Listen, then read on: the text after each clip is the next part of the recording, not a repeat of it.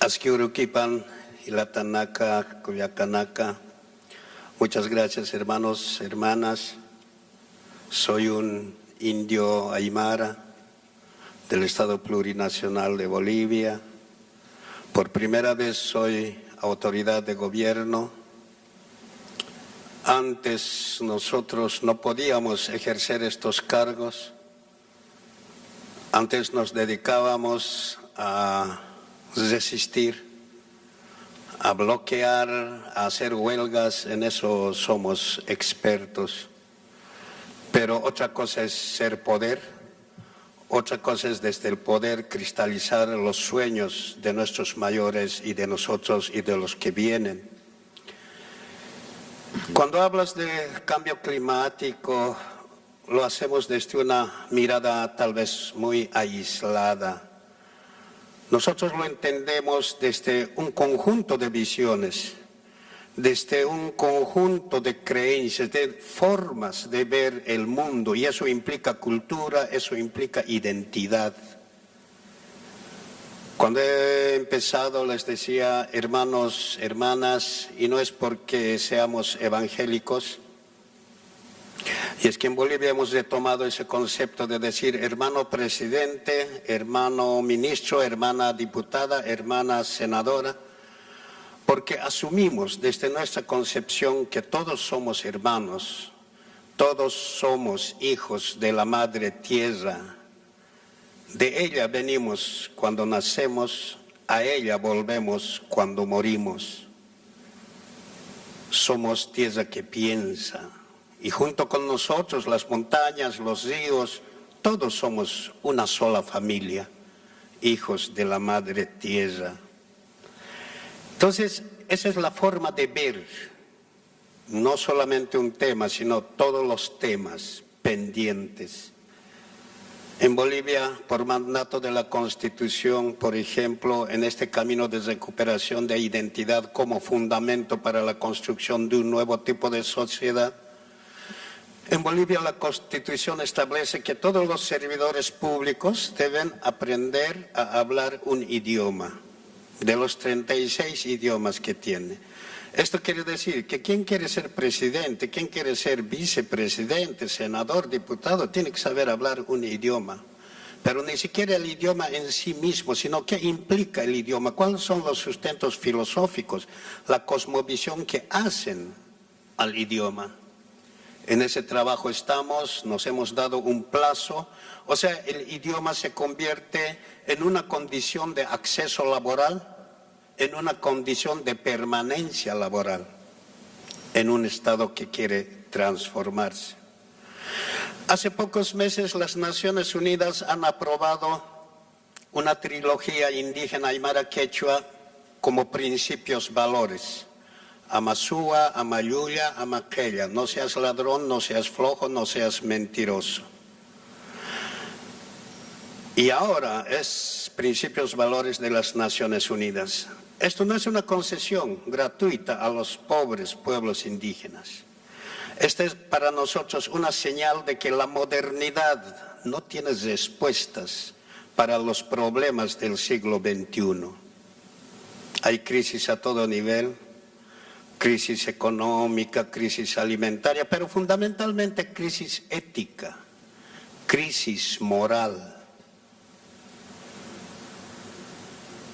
En Chile, los que gobiernan se llaman socialistas, marxistas, pero persiguen a los pueblos indígenas mapuches con leyes antiterroristas de Pinochet.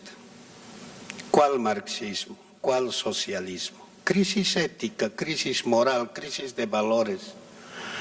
Entonces, cuando hablamos de nuestra trilogía, Amasúa, Amayuya, Amaquella, no seas ladrón, no seas mentiroso, no seas flojo, nuestros mayores nos los repetían permanentemente cuando niños. Hijo, no seas flojo, o sea, no seas quella, porque si tú eres flojo, luego vas a ser mentiroso, y si eres flojo y mentiroso, no tardará un tiempo en que seas ladrón.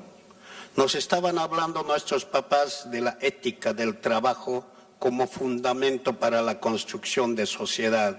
Si uno trabaja no necesita mentir, si uno trabaja no necesita ni mentir ni robar. Esa es la base de la construcción de nuestros pueblos.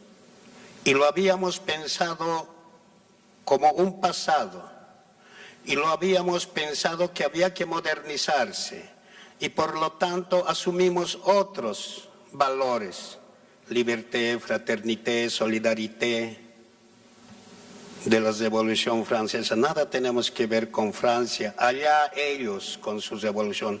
Tenemos lo propio, tenemos lo nuestro, y lo habíamos pensado pasado, y lo habíamos pensado anacrónico. A eso llamamos que la condición de la construcción de un nuevo tipo de sociedad tiene que basarse en la recuperación, el fortalecimiento de la identidad. ¿Quién soy yo? ¿Quién eres tú? ¿Quiénes somos? A veces fácilmente decimos soy boliviano, soy peruano, soy argentino, pero ¿qué quiere decir eso? ¿Cuáles son los sustentos identitarios de esa bolivianidad, peruanidad? No nos preocupamos de eso y nosotros entendemos que esa es la base de todo. Entonces, para saber cuáles son las tareas, primero tenemos que saber cómo son nuestros países. Hace 10 años en Bolivia era imposible que una mujer indígena pueda caminar impunemente por las principales plazas de las ciudades. Hoy, después de 10 años, vemos mujeres indígenas en forma de ministras, en forma de diputadas, de senadores. Algo está cambiando y a eso lo llamamos vivimos tiempos del Pachacuti. Pacha, que quiere decir mundo, Cuti, que quiere decir cambio, revuelco, revolución. Son esos los tiempos que nos decían nuestros mayores, que inevitablemente va a llegar un cambio, un Pachacuti. Que ese Pachacuti sea boliviano, pero que también sea continental, que sea planetario. Esa es la esperanza desde la mirada de los pueblos indígenas. Entonces, para entender las tareas, tenemos que entender que nuestras sociedades han fracasado. Si no entendemos eso, no estamos entendiendo qué es lo que hay que hacer. Desde Bolivia entendemos Bolivia, un país que fracasó. 1825 se funda un país que se llama Bolivia. Ese país que se funda en 1825 pretende ser moderno, pretende ser civilizado, pretende asemejarse a Europa y para asemejarse a Europa tiene que negarse a sí mismo. Para ser moderno tenían que liquidar pueblos indígenas, para ser civilizado tenían que liquidar idiomas, saberes, conocimientos. 1825 hasta el 2003 no lograron liquidar pueblos indígenas, no lograron liquidar idiomas, no lograron liquidar saberes, conocimientos. Esa forma de país fracasó. Y es por eso que en Bolivia nos imponemos refundar el país. Asamblea Constituyente para construir un país en base a lo que somos nosotros, no en base a miradas europeas, concepciones europeas. Y es ahí donde entendemos que el tema no es sacar un presidente de derecha y poner uno de izquierda y asunto solucionado. El tema es entender nuestro país. Y entender nuestro país implica entender que Bolivia es un país construido sin nosotros, los pueblos indígenas. Bolivia construido contra nosotros, los pueblos indígenas. A ello llamamos Bolivia Estado colonial, colonizante, colonizado. Y toda la institucionalidad que tenemos es colonial y colonizante. Educación colonial, leyes coloniales, religión colonial, fuerzas armadas, policía. Toda la institucionalidad es colonial y colonizante. Y por eso en nuestra Constitución establecemos en el artículo 9 que no será posible construir una nueva sociedad si no iniciamos un profundo proceso de descolonización. Ese es el kit de la cuestión para nosotros. Descolonizar la educación, descolonizar la religión, descolonizar absolutamente todo como condición para la construcción de un nuevo tipo de sociedad. Entonces, esto implica también que tenemos que construir nuevos paradigmas. Los años 70, 80 nos han enseñado otros paradigmas, que había que buscar el socialismo, y para hacer ese socialismo había que ser marxistas, leninistas, trotskistas. Se cayó el muro de Berlín y junto con ello se cayeron también sus referentes ideológicos de ese paradigma. Y hoy, desde Bolivia, nosotros mostramos a los demás países nuevos paradigmas, vivir bien, por ejemplo, despatriarcalización, equilibrio, madre tierra, paradigmas. No sabemos si vivir bien es de izquierda o de derecha, no nos interesa. Vivir bien no quiere decir que yo viva bien, que yo tenga buena educación, buena salud, economía. No voy a vivir bien si el otro vive mal.